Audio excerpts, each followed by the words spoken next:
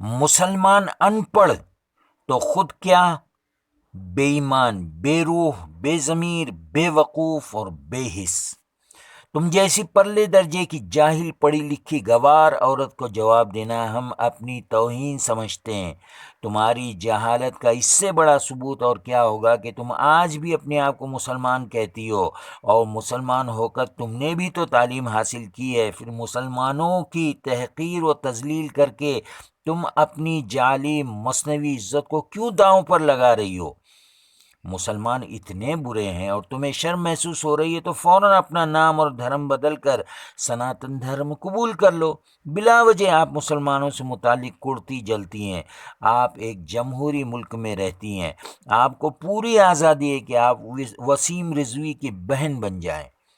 اب رہے مسلمانوں کے کارنامے، تو یہ باتیں روز روشن کی طرح آیا ہے کہ علم کے ہر شعبے میں، چاہے وہ طب ہو، سائنس، انجینئرنگ، الجبرا، جیومیٹری، فزکس، بایولوجی یا ٹیکنالوجی ہو، انہوں نے ہر شعبے میں اپنا لوہا منوایا ہے۔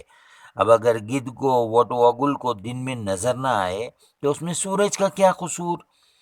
یہ ویڈیو میں آپ کو عزت دینے کے لیے نہیں بنا رہا ہوں، بلکہ تمہارے ذریعے نہ جانے کتنے معصوم کان کے کچے لوگ تمہاری باتوں میں آ کر گمراہ ہوں گے۔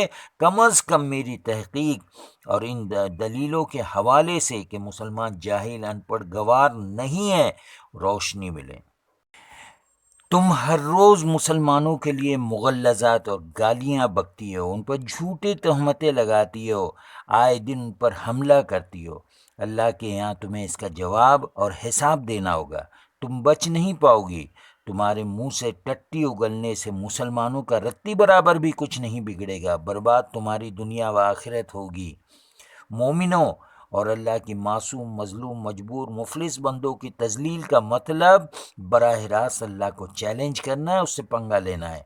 اللہ کو یہ قطعی برداشت نہیں کہ کوئی اس کی ادنا سے ادنا اور کسی بھی اعتبار سے کمزور مخلوق کا مذاق اڑائے اور وہ بچ جائے۔ وہ تمہارے مقابلے پر آ جائے گا، یاد رکھو۔ اب بھی موقع ہے، اللہ سے ہدایت مانگو، گناہوں سے توبہ کرو، سستی شہرت، جھوٹی عزت اور چند لوگوں کی واہواہی کے لیے اپنے ایمان کا سودا نہ کرو۔ تم اگر صحیح میں قرآن و حدیث اور دینی کتابوں کا مطالعہ کرتی تو تمہارے منہ سے ایسی باتیں ہرگز نہ نکلتی۔ انہی باتوں سے تمہاری جہالت کا صاف اندازہ ہوتا ہے۔ ذرا جلیل القدر انبیاء علیہم السلام کی تاریخ اٹھا کر دیکھو، وہ کون سی یونیورسٹی کے ڈگری یافتہ تھے؟ کوئی ٹیلر، کوئی بڑھئی، کسی نے بکریاں چرائی تو اللہ کے رسول صلی اللہ علیہ وسلم نے تجارت کی۔ پھر اللہ تعالیٰ نے سلیمان علیہ السلام اور یوسف علیہ السلام کو بادشاہت بھی عطا کی۔ حدیث پاک میں صاف لکھا ہے کہ دنیا مومنوں کے لیے قید خانہ اور دین اسلام کو نہ ماننے والوں کے لیے جنت ہے۔ مسلمان صبر و صلات کے ساتھ جی رہے ہیں۔ اگر ہدایت تمہاری قسمت میں نہیں ہے تو اپنے آپ پر ماتم کرو۔ کچھ لوگوں کو خوش کرنے چند سانسیں جو بچی ہوئی ہیں، کیوں اپنی قبر کو جہنم کا گڑھا بنا رہی ہو؟ لوٹ آؤ، اللہ غفور الرحیم ہے۔ تم مسلمانوں کو کتنا ہی کوستی رہو، نہ مسلمانوں کو اور نہ ہی سمجھدار ہندو بھائی تمہاری اس نوٹنکی اور ڈرامے بازی سے متاثر ہوں گے۔ میری بہن، مجھے اچھا نہیں لگتا جب لوگ تمہیں مردودہ، مفسدہ، فاحشہ کے القاب سے نوازتے ہیں۔